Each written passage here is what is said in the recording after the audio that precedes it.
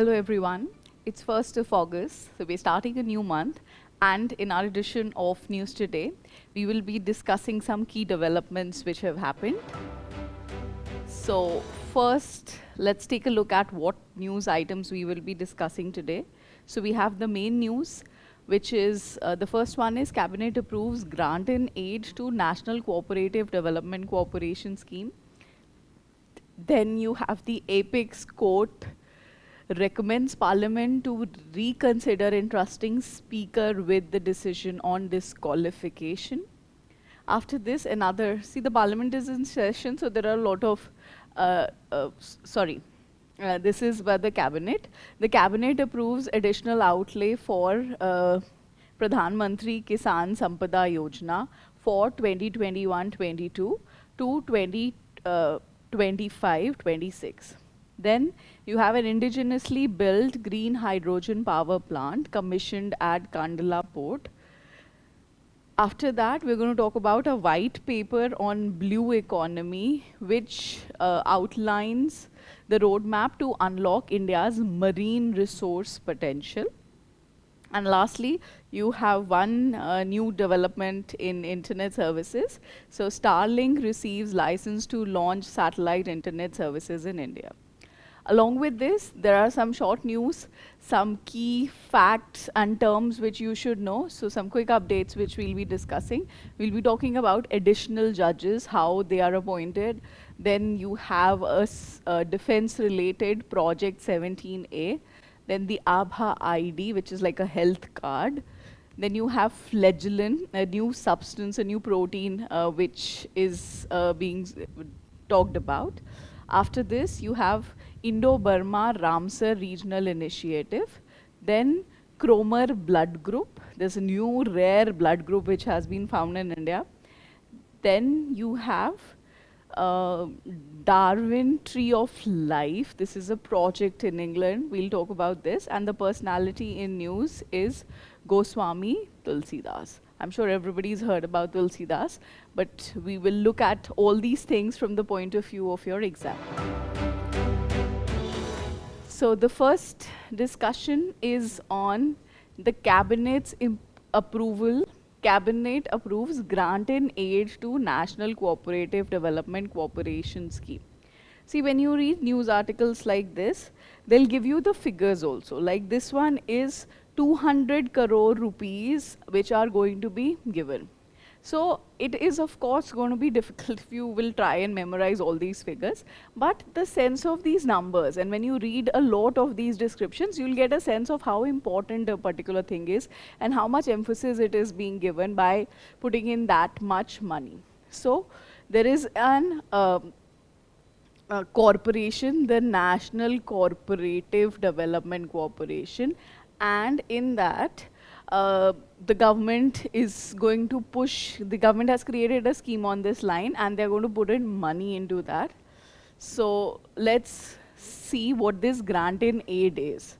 So 2,000 crore rupees over a period of 4 years into cooperatives. I'm sure you understand the concept of cooperatives and what is going to happen in this scheme.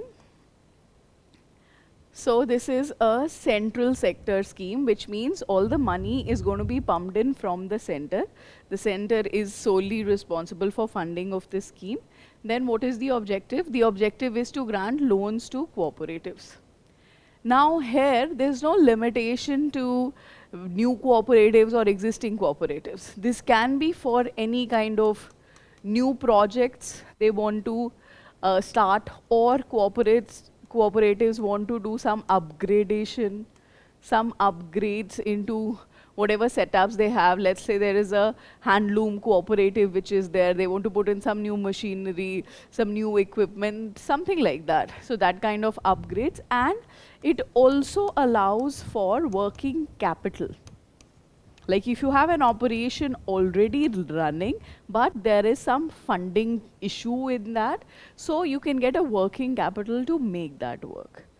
Okay, all these possibilities are there, and the idea is that they are going to create a system in which, along with the funding which they have given, they'll also be able to raise a lot of money from the open markets. The executing agency here is the National Cooperative Development Corporation. Okay, this has been set up for the purpose of, granting these loans to cooperatives, and plus they'll be coordinating everything, and they are going to be the one who will be instrumental in raising money from the open market. Now let's see what this special, we call it NCDC, what this corporation is all about. So there was a National Cooperative Development Corporation Act. So there was an act which came, and through this act, this corporation was created in 1963. So you can see how we have such a long tradition of cooperatives, and it is a statutory corporation. Statutory, I'm sure you understand, statutory means one which is enforced by law. So there was a dedicated act which came in to do this. It has its headquarters in New Delhi.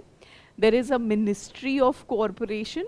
Okay, the Ministry for Cooperatives, it's called the Ministry of Corporations. So all kinds of different cooperatives related work is handled this. So this is the ministry, dedicated ministry here. And what is their job?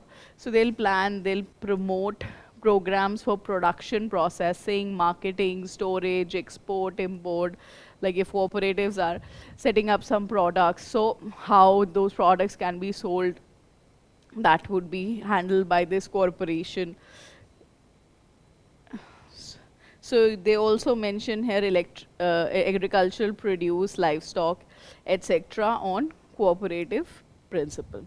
So a lot of our cooperatives are around agriculture, because the rural sector where a lot of these are placed, or where a lot of these are formed, they are going to be handling agricultural produce. So agricultural produce, livestock, like milk cooperatives are there. You know, people of a village, they pull up milk and then they sell it as one unit. So those kind of themes or areas are prominently significant to the working of cooperatives. So the news here is because the government has a new scheme where it is going to give grant in aid to cooperatives. There is an organization, NCDC, which will grant these loans, and the loans will be through the central sector. Let's move on to the next news. So the next one is on Apex Court recommends Parliament to reconsider entrusting Speaker with decision on disqualification. So here you have the apex court of the country is Supreme Court. So Supreme Court is talking about reconsidering the role of Speaker in disqualification of candidates. Now let's see what this issue is, what the case is, in what line does Supreme Court talk about it. So this is about Telangana. So in Telangana, what is happening is that currently the government in Telangana is the Congress government. Okay, the government was formed in 2023, and since then there have been a lot of incidences of people or MLAs from other parties joining the Congress. So there are now 10 Telangana MLAs who have defected, who have left their party, and who have joined the government, who joined the Congress. So under the current provisions, under the current constitutional provisions, you cannot just leave and go. Defection is, there are a set of rules which have to be followed, and the deciding person who will decide that if this is a valid defection or not, or if this should be allowed or not, the person who decides is the Speaker. But in Telangana, in the current situation, the Speaker has not really finalized this, and there is a delay in it. So the main concern on why this went to the Supreme Court is the delay. So the Supreme Court case is the Padi Kaushik Reddy versus State of Telangana 2025. And the court is saying that if the Speaker is not able to do it, maybe we should think of some alternatives. Maybe we should have somebody else, maybe we should have some independent tribunal which is going to decide on this disqualification, because speaker is really creating a lot of delays. Let's see what the provisions are, then you'll be able to have a better idea, then you'll be able to understand. So how is this disqualification working? So this disqualification actually, or sorry, this idea of defection made the whole system of elections or the whole idea of democracy very unstable. Like, you know, I have voted somebody because I like, let's say, the Congress party, and I have selected my candidate based on that. Now my candidate gets elected, and then he defects, he decides that no, now he's no longer from Congress, he's from a different party. Okay, that is where, you know, how I vote becomes very questionable. So in order to address that, we have a 10th schedule, which is the anti-defection law, which was added into the constitution by the 52nd Amendment Act 1985. Whenever you write about these things, you should know the constitutional backup. You should know the year, the name of the amendment. This is very significant. So you should memorize this. Now what does this say? It entrusted the speaker or the chairman of the house with the adjudication of fearless and expeditious decision explicitly to avoid lengthy court delays. So if not the speaker who would have to decide, it would be the court. A lot of election related disputes are handled by the court. For this particular case of defection, however, it was considered that if you go to the court, that would create a lot of delay, that would create a lot of lag in those kind of proceedings. So it's better that it's settled within the house, and the deciding person would be the speaker. But now, in this kind of a scenario, if the speaker is also causing delay, then it defeats the whole purpose of this amendment, of this 10th schedule. That is what the Supreme Court is now highlighting, that this is creating delay. So maybe we should rethink the role of speaker here. Maybe we should think of another alternative if this is not working. Now, what are the grounds for defection under this 10th schedule? What does it talk about? First is voluntarily giving up party membership. Okay, if somebody says, now I'm not a member of the party, then define party whip. Now, the political party will give a whip whenever voting has to happen. And that whip is on which side do you vote? Do you vote yes or no on a particular bill, or whatever is the voting happening for? So if a person does not follow party whip, that will become grounds of defection. Then, if an independently elected legislator joins a political party. Okay, if you were elected as an independent person where you did not belong to a political party, and then later on you go and join the party, that's another ground. Last point is if a nominated member, like to the Rajya Sabha, to the legislative councils, members are nominated also. So if a member is nominated, he is not an elected member, so he is allowed to change his party, but for that also the time period is 6 months. 6 months from the day he became a legislator. So if he does it after 6 months, then that is the ground for disqualification. So this is what the speaker had to assess, that if they qualify for disqualification or not, and that's why the whole case and the big question open for a national discussion in the country. Whenever you find such debates or questions being discussed, you should keep this in mind, that whatever is the constitutional background of that particular issue, that you must be very familiar with. The next news. Cabinet approves additional outlay for Pradhan Mantri Kisan Sampada Yojana for 2021-22 to 2025-26. So there is an existing scheme called Pradhan Mantri Kisan Sampada Yojana. Okay, and under this scheme now, the government has approved an outlay of 6,520 crores. And this is the time period in which this has to be distributed. Now, this scheme is dedicated for the purpose of food processing. Let's of course look at the scheme. So you have the Pradhan Mantri Kisan Sampada Yojana. This is a central sector scheme. Then you have the Ministry of Food Processing Industry.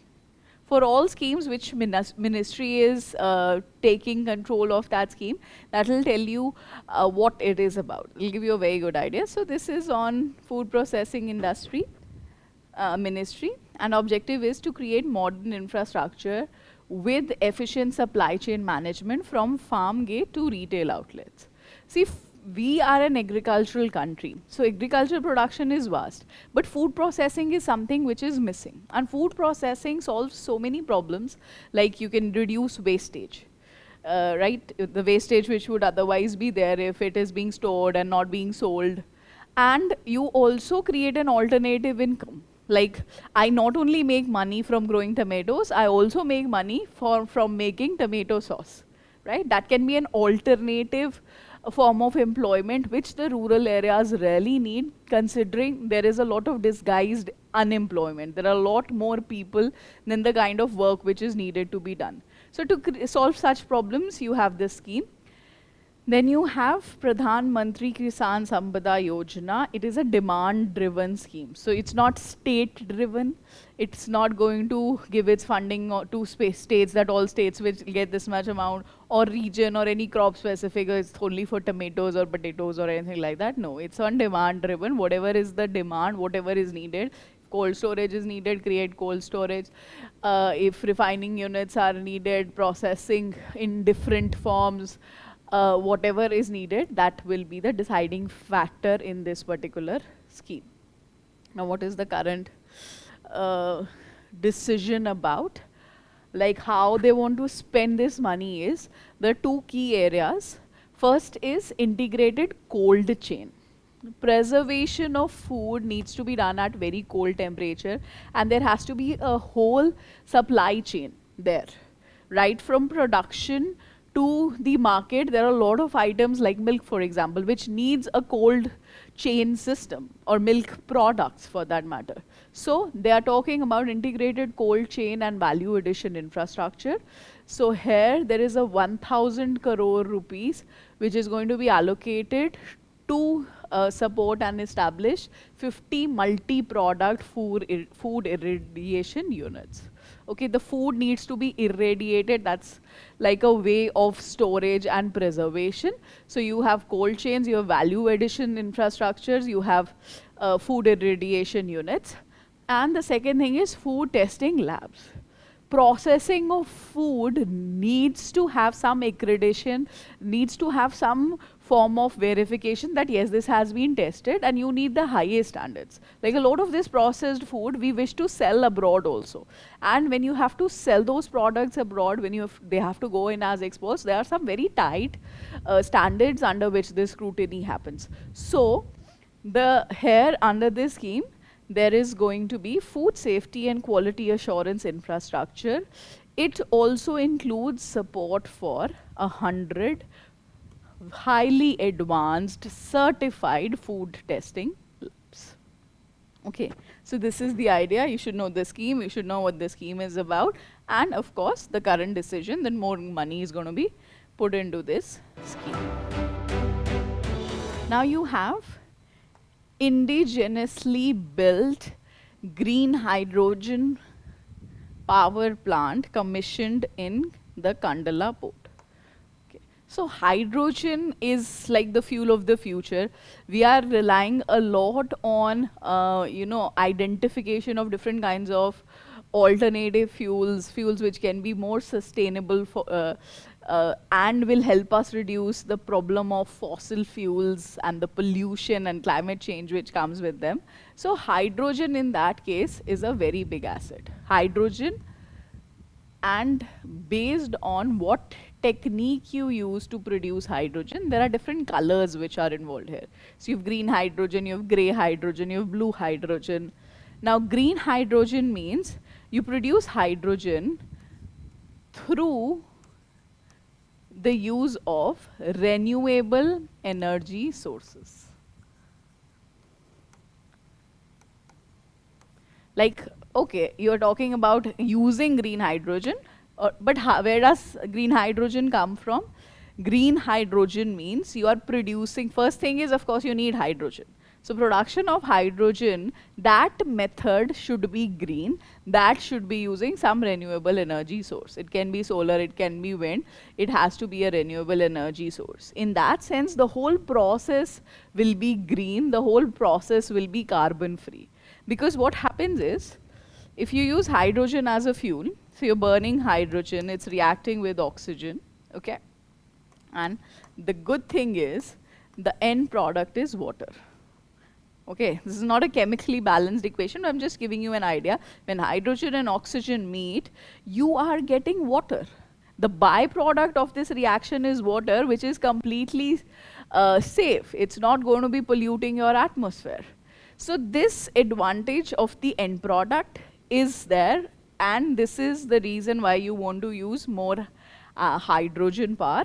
Its production will start, the hydrogen which is produced here, if that comes from a renewable energy source, then we call it green hydrogen. And India has commissioned a plant in the Kandla port. There is a lot of application of green hydrogen which are being discussed. It is seen as something which we really need if you have to move towards clean energy. So the first use could be anywhere in our industrial setup where you need hydrogen. Like there are a lot of industries which work with hydrogen, like fertilizers, if they are making ammonia. So ammonia uses hydrogen, but the hydrogen which is used for producing ammonia, that's not usually green hydrogen. That is coming from some fossil fuel use, that production. So if you're still going to use hydrogen, but if you, instead of that, if you use green hydrogen, this process becomes a little cleaner. Okay. So like this, fertilizers, different refineries in steel production. In steel, what is happening is you have iron in steel. So basically it's in an oxide form.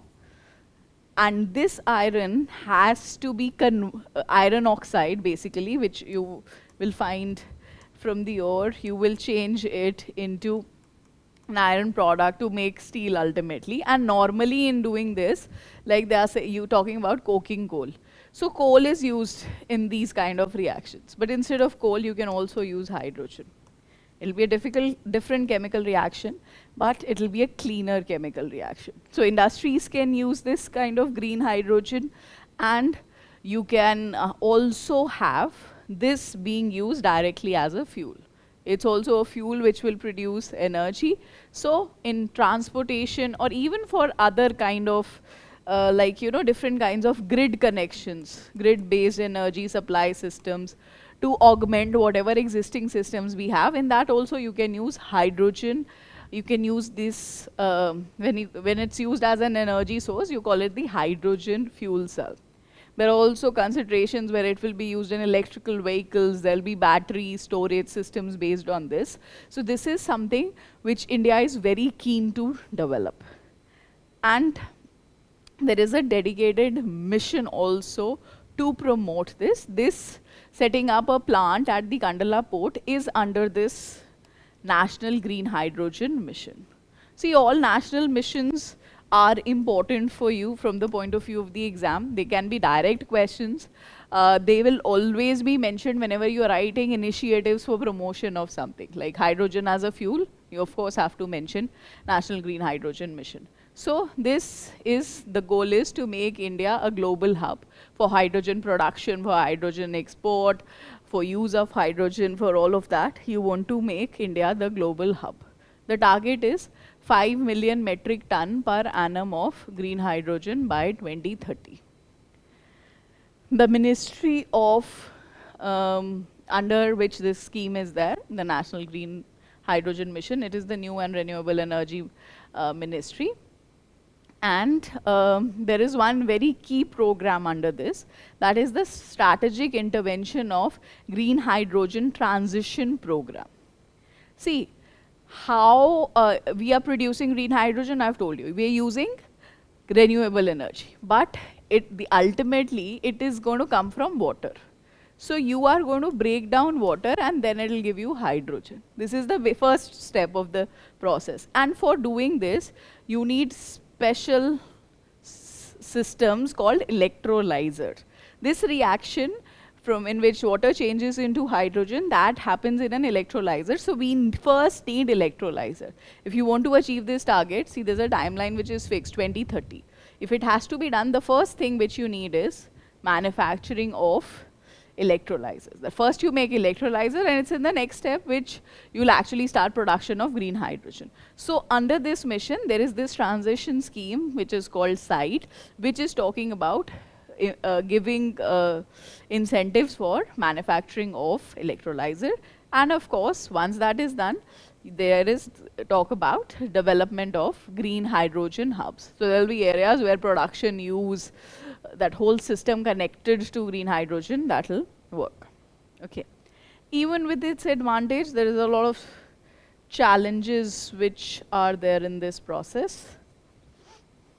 Challenges, of course, it's an advanced technology, so economic viability is a problem. Like as compared to other sources of which could replace other alternatives which are there of hydrogen, they'll be much cheaper. Then storage is a problem. Any gas which is supposed to be stored, it has to be stored under high pressure. So you pressurize it, it becomes liquid. So that is something which is difficult. Then of course, resource scarcity. The resource you're talking about here is water. Like you need a very large amount of water to create a little bit of hydrogen. So in all places, that might not be viable. And of course, energy source. There is a lot of energy input which you need to give for production. So that itself is a challenge. And one more challenge, of course, which the mission highlights is that currently we don't have manufacturing systems of electrolyzers. That in itself is also a big problem. So keep following the developments of the National Green Hydrogen Mission. It's a very important initiative of the government. The next one is a white paper on blue economy. It outlines the roadmap to unlock India's marine resource potential. Now this word blue economy, I think the word should make a lot of sense. Basically, it is for extracting the potential of marine resources. So water, organisms in the water, the shore, all of that collectively is going to be used for different initiatives, and that whole idea is called blue economy. Now there is this white paper. White paper basically means it's a research paper with a particular idea that, okay, this is what should be done further in India. So it was presented in the Parliament, and this is what is being discussed here. Now, what this paper says is, so the title of the paper is Transforming India's Blue Economy, Investment, Innovation and Sustainable Growth, outlines a roadmap to 2035. So till 2035, so in the next 10 years, they've decided that to transform Indian economy, this is one thing which is very significant. And the reason is that India has a very long coastline. So it is around 11,000 kilometers of coastline. There are exclusive economic zone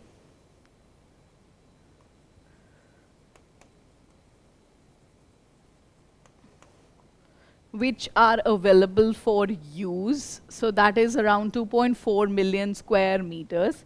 So we have to take advantage of this. We have this asset, we have this resource. So if India wants to have growth, India if wants to grow in its economy, this is one resource which it must add. So blue economy is very significant. So there should be sufficient innovation in this. There should be sufficient investment in it. And that's how it can lead to an overall sustainable growth. Now, what are the recommendations of this? So this specific paper, see these papers are presented in a way that they're suggestive of, they'll give some problems, they'll highlight a problem, they'll give solutions, so like that. So they're talking about interministerial coordination. data sharing should be there. Then there is a need to attract private and global investment, because a lot of the things, a lot of initiatives which will have to be taken here will be very technology sensitive, which will be very expensive. So investing in, bringing in expertise from outside, that will be very significant. Then scale successful state level models such as women-led seaweed farming in Orissa. Now, these are some examples. When you write such answers, if you know examples, like if you're writing on a question on blue economy, these things could be very helpful. So there is a women-led seaweed farming in Orissa, then smart ports in Kochi, ecotourism in Andaman. This will give you an idea what all things could come under blue economy. You also have this table, right? You can go through this. This is the main aspect here, right? Is the sectors. I want to highlight the sectors for you. The sectors, one is the marine living resources, the organisms which are there, right? The sea, fish and plants, and you have specific kind of ecosystems like mangroves and corals, so they are there. Then there is offshore renewable energy resource. Again, emphasis on clean energy, renewable energy. Offshore means it's going to be linked to water. Okay, so there's another term, onshore, which means on land. So this is offshore. That means it will be something like, you use the waves for energy production, you use the tides for energy production, tidal energy. Then you can have some wind energy farms, which could be in the water. So those kind of things would be there. And the third aspect is coastal tourism and heritage conservation. Okay. Now, in each of these, there's going to be some problems. Like, there's overfishing, then there is problem of cyclone, pollution would be involved in a lot of this. I've talked to you about policy, governance, technological infrastructure, financial investment. A lot of these points you'll find to be similar problems in most areas: pollution, damage to ecosystem. Then do you have the technology, do you have the government support, do you have the technological supports, right? But these kind of diagrams, when you go through these kind of infographics, it gives you a lot of idea about how you can also write. In your exam, actually, you can pick out ideas directly from here to write. With this, I'll take you to the next article. So this is the Starlink. Starlink is Elon Musk's company, and they have received the license to launch satellite internet service in India. This is the theme of the news, that Starlink can launch satellite internet. Now you need to know what is satellite internet. You know what is internet, you're all using it, you're all looking at me through that. And the internet which we are receiving in our homes, that is a wired internet form. So we have copper wires, we have optical fibers. Through these, the internet connection is reaching us. There is another way of doing this, which is through a satellite. This is called a wireless system. So basically what happens is, you'll have a signal coming from here, from the Earth. It is going to go to a satellite. So this is in space. This is usually in the low Earth orbit. Like Starlink's space internet is in the low Earth orbit. So it will go there, and then from there the signal comes back to Earth. Okay, so there's a direct transaction. Of course, there are going to be network operation centers. There are going to be, like, the house is going to be having its own dish system through which it will have the signal. It will receive the signal, and then it can, further give it to all the devices where it wants to use. But the best thing is, you don't need a wiring system. You don't need optical fibers set up. And this is what is revolutionary about it. The reverse satellite system, that means anywhere in the world, at any place, at any location, you can set this. It's going to be a localized thing. Even in places where terrain is very difficult, setting up fibers is difficult, this is the answer. Having a satellite internet network. This is already being used, like in India also, the army would use a lot of such. It has satellite communication. In fact, even in the Pahalgam attack, there were reports which said that the terrorists who were there, they were using satellite phones. So let's see what is the significance. It is going to bridge the digital divide. In all those areas where currently we don't have internet facilities, this could be the answer to that, especially in the difficult terrains. Okay. Then it helps in disaster management. How disaster management? Let's say there is an earthquake somewhere and all the cable networks, they've been disturbed, they are destroyed, they are broken. In that situation also, information and communication channels can be kept open through satellite communication, through satellite internet. Then it will promote emerging technologies. A lot of technology now is being supported through internet. Like, you know, in your house also, you might have devices, which we say Internet of Things, which are being worked on these technologies. So you have to have a very robust internet system. And this I've already told you, military and national security application, it becomes a slightly more secure network if you use the satellite internet. But of course, there are challenges, there are issues. So you have high costs of end users. Currently, the internet which you are receiving, the broadband, it's going to be very cheap as compared to if you start using a satellite internet. So that is where the demand supply imbalance also comes. If I'm already getting something cheaper, urban areas will not have a lot of demand for it. This has to be, you know, treated as an exclusive thing, that where normal internet cannot reach, so a hybrid mode. There you use this. Wherever you can reach the normal optical fibers, then of course, they could be used. Then there are infrastructure and technical barriers. It's a technique-sensitive system. There is one very specific problem here, which we say is latency of signal.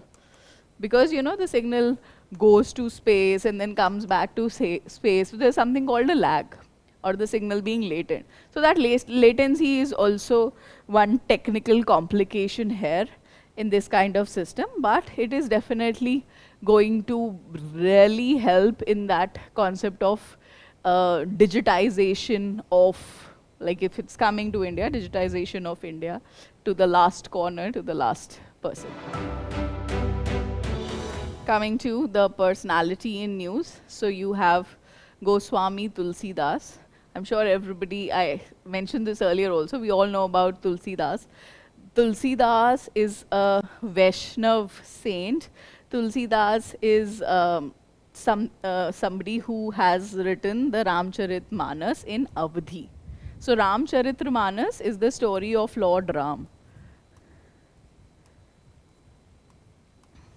And with this story being very popular, and even till now, so many adaptations of this have been written, this is one of the most significant things which are associated with Tulsidas.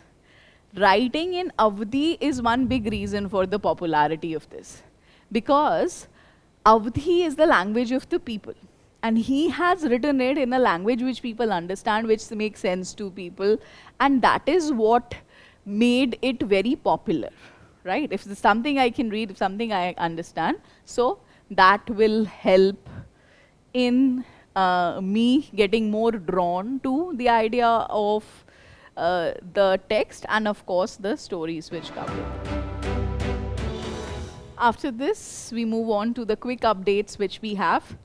The quick updates are very helpful, I think, for people who are just beginning to read current affairs, because it gives you very useful concepts and ideas in a very short description, so you can really connect to them.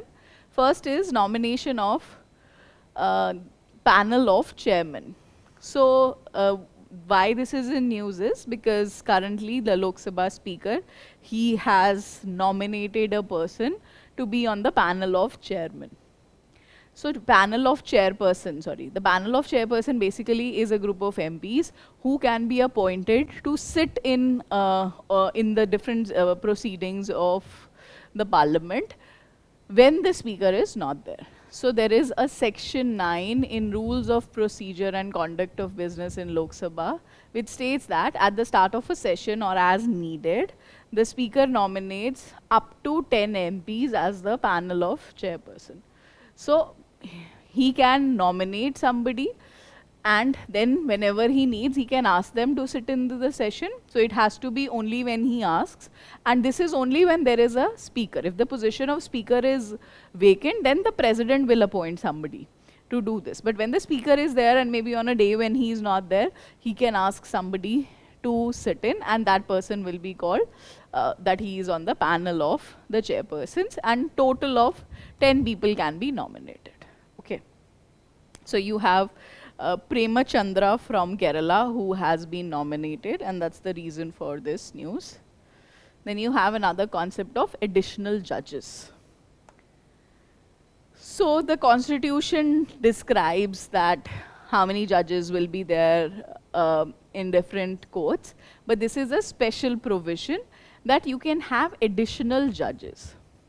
So additional judges are appointed under the Article 224 of the Constitution for such a period not exceeding 2 years. For around 2 years, or till the judge reaches the age of 62 years, they can be appointed. And the reason why additional judges could be appointed would be, this is basically a temporary measure when there's more work, when the business of the High Court or is more, or pending business is there, or areas of work are there.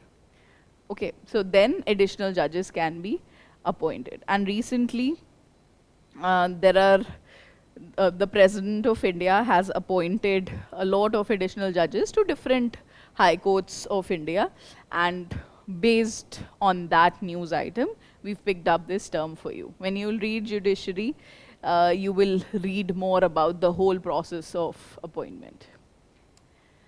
Then you have Project 17A. This is now a special defense equipment called frigates. So frigate, basically this is associated with the Navy. This is a missile which is for protection against attacks. So the ships which are there, on the ships you will have these frigates which will be there, and frigates which will be there, and their job is to protect the ship against different attacks. Mainly the biggest concern is submarine attacks. So this is for that purpose. So there's an earlier class, the Shivalik class of these missiles. So that was Project 17. And now this is Project 19A. So this is the Nilgiri class.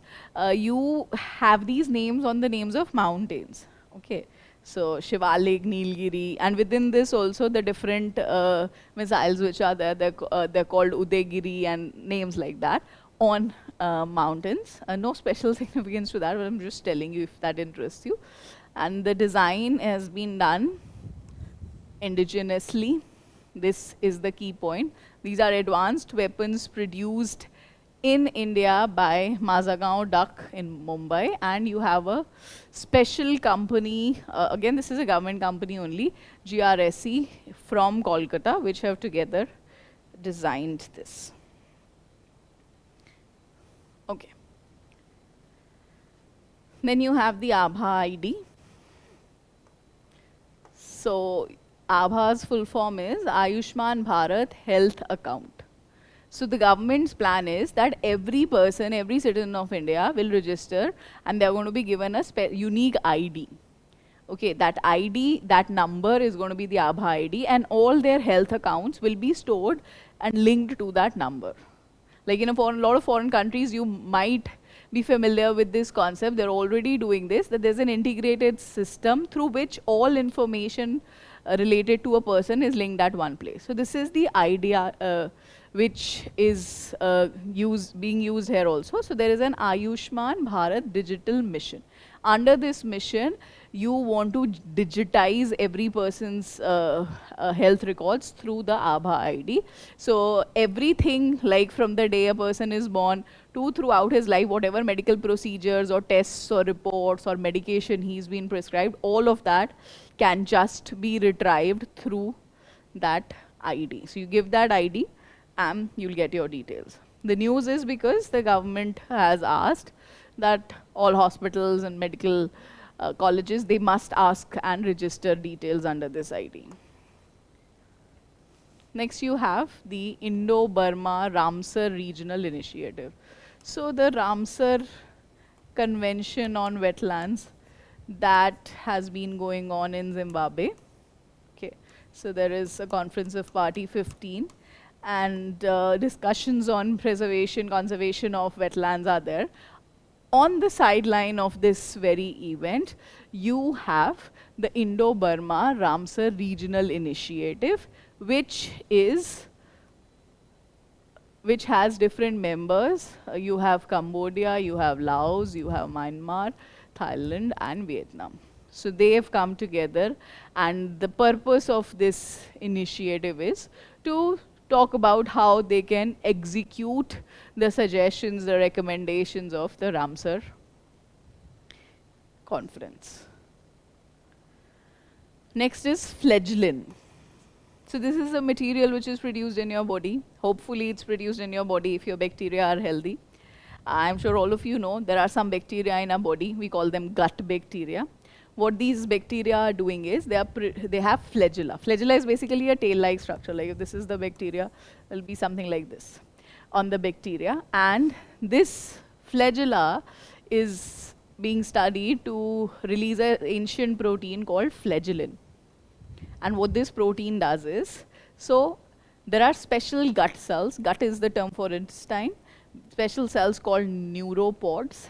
And if flagellin is there, neuropods will detect flagellin, and they have special receptors, TLR5 receptor.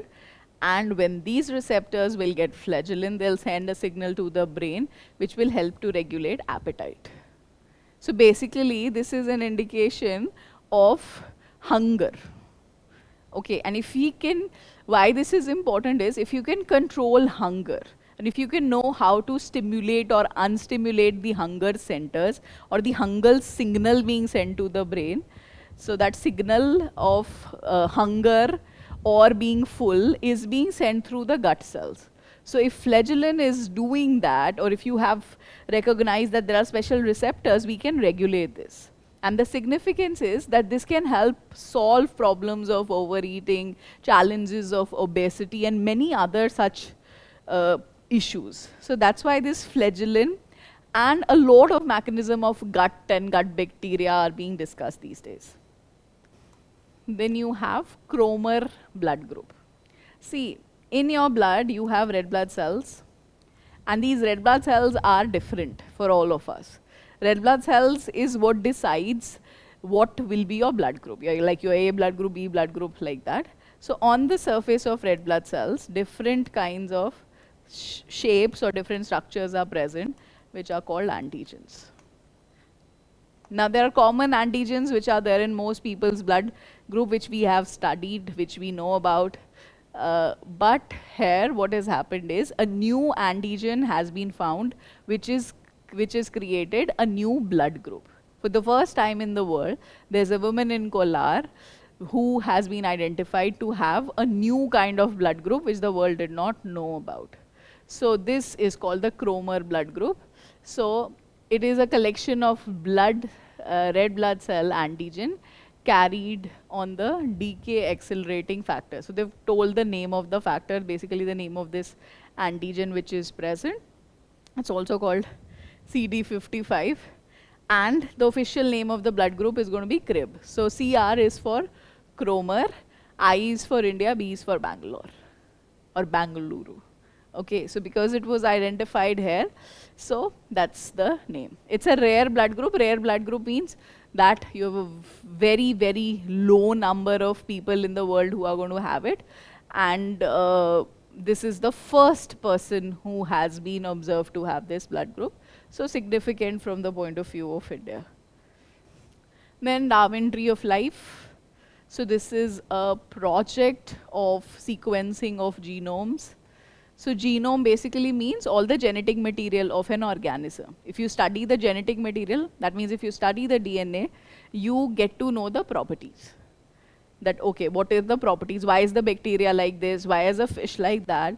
All that information is there in the DNA, or the technical term describing all DNA is genome. So the project aims to sequence genomes of 70,000 species of eukaryotic organisms. Eukaryotic organisms are organisms which have a nucleus in their cells. They have dedicated structures which you call cell organelle, which will do different functions. Basically, eukaryotes you can understand from the very simplified idea that all organisms other than bacteria. Bacteria belongs to a different class. They don't have a nucleus, but all other organisms mostly have a nucleus. They're called eukaryotes.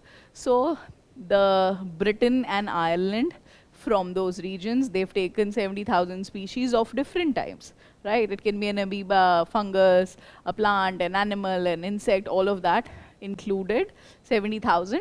And this project is one of the initiatives of a Earth Biogenome Project. Now, there are a lot of such genome projects happening in India also. I think from the point of view of a question, those kind of projects will be more significant for us. But such developments are taking place in all parts of the world. So if you're aware of that, that's obviously a positive. So with that, we conclude today's discussion. After the class, I want all of you to go through the news today again. Make sure that you're able to relate with whatever we've discussed, and then solve the MCQs. Solving questions is a must exercise. That's how the whole task is complete. That's how all your effort is going to become fruitful. And if you wish to learn more about any of these topics, if you want more details, for that, we have your digital current affairs website of VisionIS. Please go to this webpage. Look out for any different news articles, any more details which you want. And I'm sure this is going to be able to help you out. On that note, I say thank you and all the best.